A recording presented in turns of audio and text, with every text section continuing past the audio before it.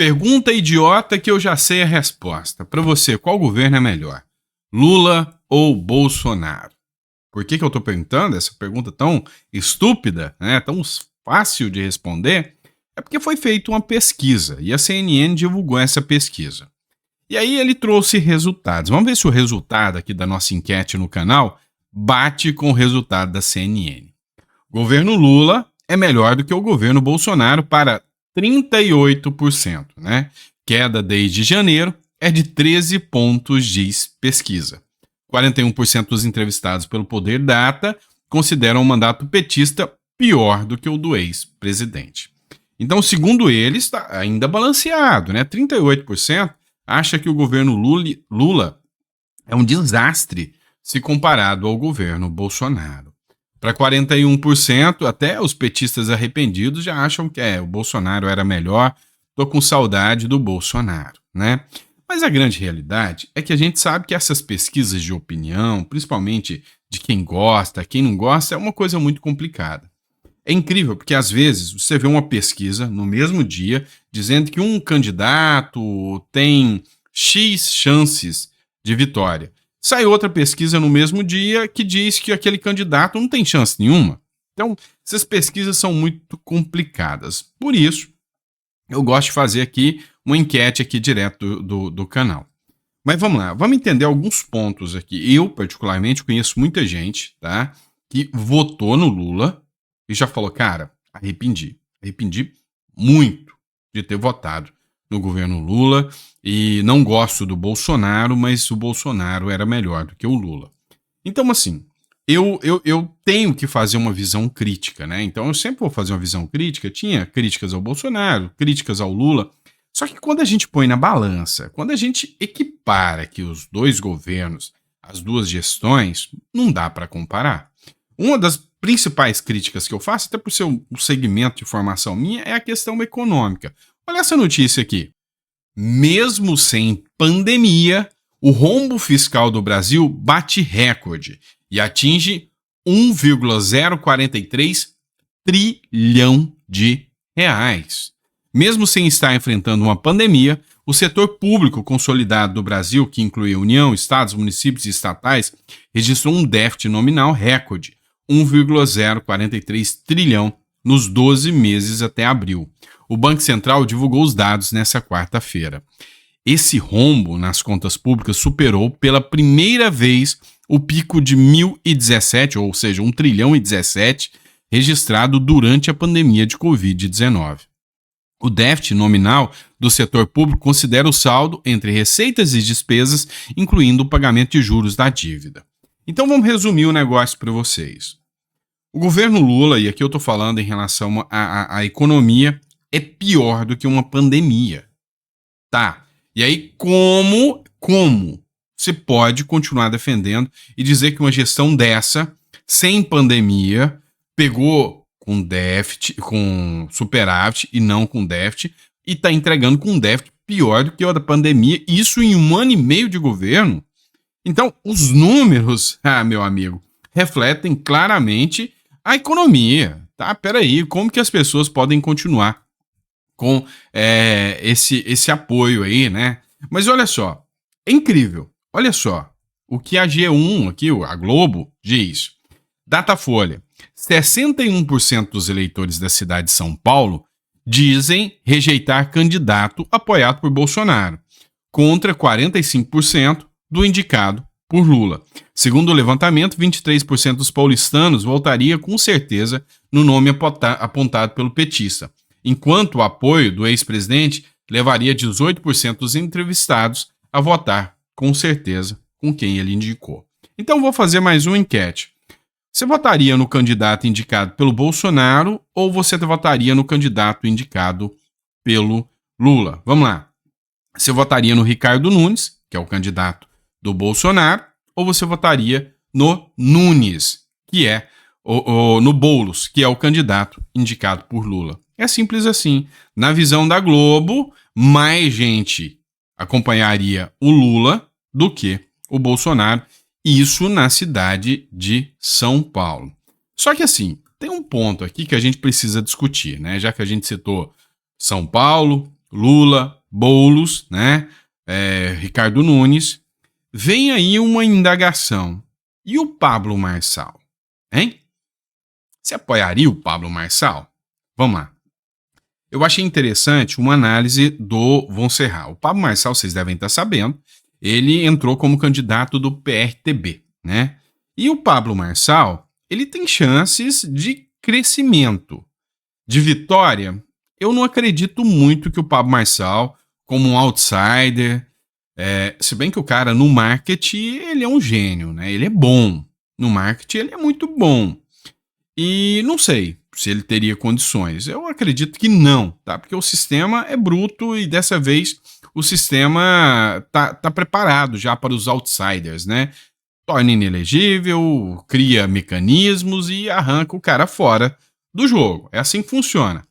Mas olha só, a candidatura do Pablo Marçal é interessante. Olha o que o Von Serra escreveu aqui, ó. Burro é quem acha que Marçal é burro. Ainda sem ganhar nada, só com a exposição em noticiário, ele vai ganhar milhões em vendas com as plataformas dele. Arrisco dizer que Boulos pode evitar os debates, pelo medo de enfrentar o Pablo Marçal. Se eu perguntar para ele, é capaz dele confirmar tudo isso? É bem provável que sim, né? Quando eu disse que a entrada de Marçal seria positiva, muita gente não entendeu. Nunes, que cozinhava o apoio bolsonarista por achar que sairia isolado contra Boulos, vai ter de aceitar logo a indicação de Bolsonaro, né, Bonoro, que ele escreveu aqui, para vice, e mostrar que apoia Jair em declarações públicas. Marçal vai olhar as pesquisas, se chegar perto do segundo colocado, tenta a prefeitura. Se não tiver a porcentagem necessária, vai sair e apoiar Nunes, desde que a Frente Ampla contra Boulos lhe dê apoio para deputado ou até mesmo senador em 2026. Esse é o código dele. Pois é, eu já tinha cantado essa pedra aqui exatamente como o Von Serra cantou aqui, tá? Von Serra cantou aqui. O Pablo Marçal é um cara perspicaz. Ele sabe articular bem, ele já ganhou notoriedade com aquela questão de candidato à presidência da República. Agora, ele vai tentar o jogo dele. Perto da eleição, ele vai ver se ele pula fora e apoia o candidato Nunes, né, o candidato Bolsonaro, ou se ele segue o jogo e tenta emplacar aí uma candidatura, assim, outsider mesmo. Já tem quem diz que já está marcada aí reunião entre o Pablo Marçal e o Ricardo Salles, né, que traria a base bolsonarista para o lado dele. A chance do Boulos virar num primeiro turno é pequena, tá? A preocupação aqui é Pablo Marçal e Ricardo Nunes desviar muitos votos, porque o Ricardo Nunes depende dos votos do bolsonarismo, né? Mas ele tem muitos votos do Centrão, de uma outra ala aí que vão trazer votos para ele. Mas na minha visão é isso mesmo, o Pablo Marçal entrou, vai ganhar uma exposição na mídia, porque a mídia vai começar a bater no Pablo Marçal demais, e isso é bom. Quanto mais a mídia bate, mais ele cresce, porque hoje ninguém acredita na tal da dona mídia aí, né? Então a dona mídia já não tá com muito moral. Então, a jogada do Pablo Marçal é inteligente, é positiva para a direita, tá? É arriscada? É. Mas tem uma grande chance aqui do Pablo Marçal vir depois e ele pode tentar, né? Sei lá, governo, senador, deputado, se bem que ele ainda é imaturo na política para emplacar uma candidatura a governo, né? A não ser que ele saia muito bem cotado, né? Com uma chance muito grande aí para ele tentar alguma coisa assim, para aspirar alguma coisa forte, né? Mas eu acho que o caminho do Marçal aí ele vai tentar, com o apoio do Bolsonaro, Senado, alguma coisa nesse sentido, eu concordo com você, Han, aqui. Tá? Olha só, Bolsonaro mandou recado amanhã, né?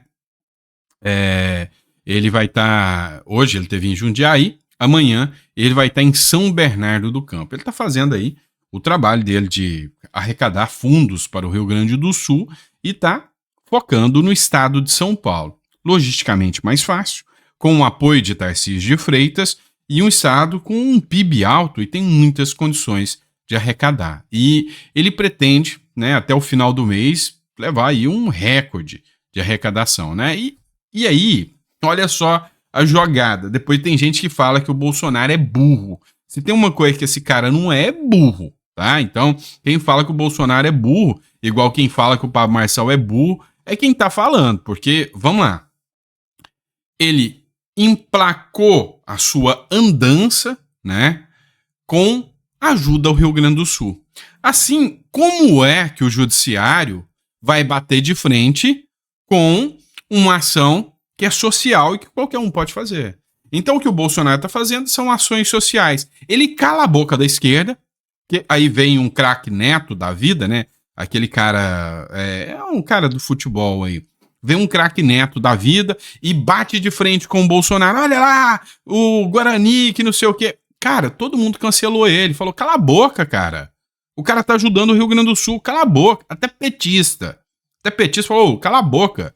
Posso não gostar do Bolsonaro, mas o que ele tá fazendo é bom. Então, ele traz a opinião pública pro lado dele, ele faz uma boa ação e ele consegue um público gigantesco e muda a opinião pública e muda aquela visão carrancuda, que o Bolsonaro era assim, para um cara que, ó, tá ajudando o Rio Grande do Sul, tá fazendo a coisa certa. Então o cara acertou a mão aqui nessa jogada de marketing aí e também, né, de juntar o útil ao agradável, também ajudar o Rio Grande do Sul. Vai o recado do Bolsonaro aí para vocês. Olá, amigos de São Bernardo.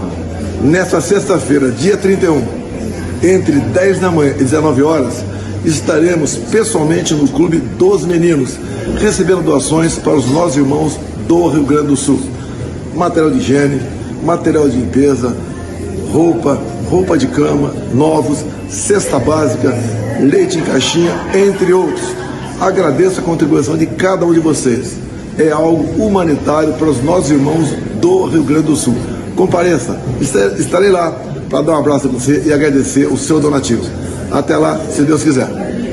Pessoal, São Bernardo do Campo, Clube dos Meninos, Avenida Caminho do Mar, número 3222. O Lula, que tem uma ligação muito grande com São Bernardo do Campo, se quiser colar lá, vai ser bem-vindo, tá? Já imaginou o Lula aparecendo de surpresa num evento do Bolsonaro? O que aconteceria numa história dessa? Fala pra mim, o que aconteceria se o Lula cola lá numa hora dessa? Fala, não, vem cá ajudar, é pelo Rio Grande do Sul. E aí, o que ia rolar? Coloca no comentário. O que você acha que poderia rolar numa situação dessa? Vamos lá, pessoal. Vamos falar agora de uma questão aqui, fake news, né? Fake news, a boa e velha, né? Olha só, o senador Rogério Marinho, para mim, um dos senadores mais eficientes, mais inteligentes, um cara altamente preparado, tá? Pediu providências à Advocacia Geral da União sobre desinformação de Haddad, a famosa fake news, né? Na terça-feira, dia 28, o líder da oposição no Senado Federal, Rogério Marinho, que é do PL do Rio Grande do Norte, entrou com representação na Advocacia Geral da União contra o ministro da Fazenda, o Fernando Haddad. Marinho argumentou que Haddad espalhou fake news a respeito de dados econômicos durante uma audiência pública na Câmara dos Deputados em maio de 2022. O que o Haddad falou? O Haddad falou o seguinte, olha, vem cá, vocês estão reclamando aí das contas do governo Lula, falando que o Bolsonaro entregou em superávit. O governo Bolsonaro está mentindo, né? 62 bilhões de superávit, salvo engano. O governo Bolsonaro está mentindo. Está mentindo porque ele aprovou a PEC dos precatórios. Então, era uma coisa que ele tinha que pagar em 2022, ele jogou para 2023. Então, nós tivemos que arcar com 90 bilhões. E também tinha coisa do Bolsa Família, outras coisas que nós tínhamos que pagar, que vinha na conta, que era do saldo de 2022 e nós tínhamos que pagar. Então, só aconteceu 2 calotes na vida desde a redemocratização do Collor e do Bolsonaro. Pois é. O Paulo Guedes, na hora, saiu e falou, ô filho, tá mentindo aí, né?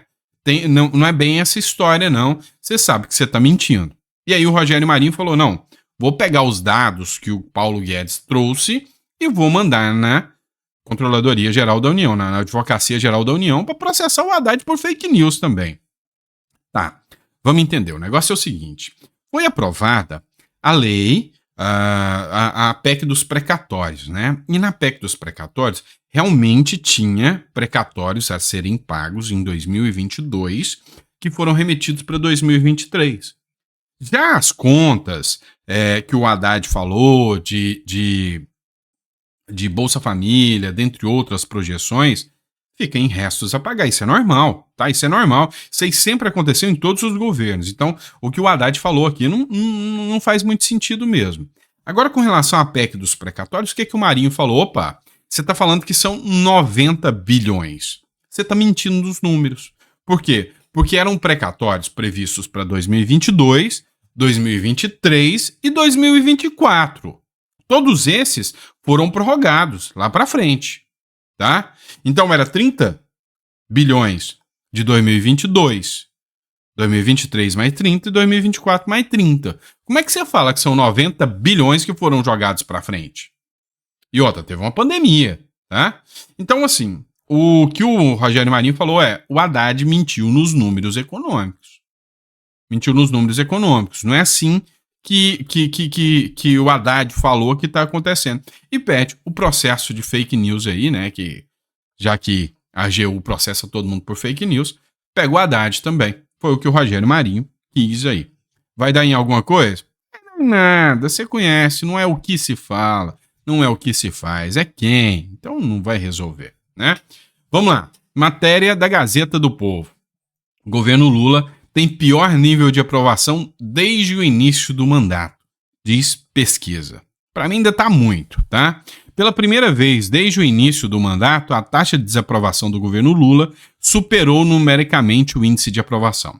Segundo o levantamento do Poder Data, divulgado na terça-feira, dia 29, o governo Lula é desaprovado por 47% dos eleitores e aprovado por 45%. Será que ainda tem 45% dos eleitores que apoiam o governo Lula? Sei não, viu? Sei não. Esse número aí não me convence muito, né? E eu acredito que também não te convence muito, não. Tá certo? Pois é, pessoal. É isso. Espero que vocês tenham gostado do nosso editorial. Sempre um prazer estar aqui com vocês. Tá? Daqui a pouquinho a gente tá de volta para mais um bate-papo com vocês. Grande abraço e até o próximo.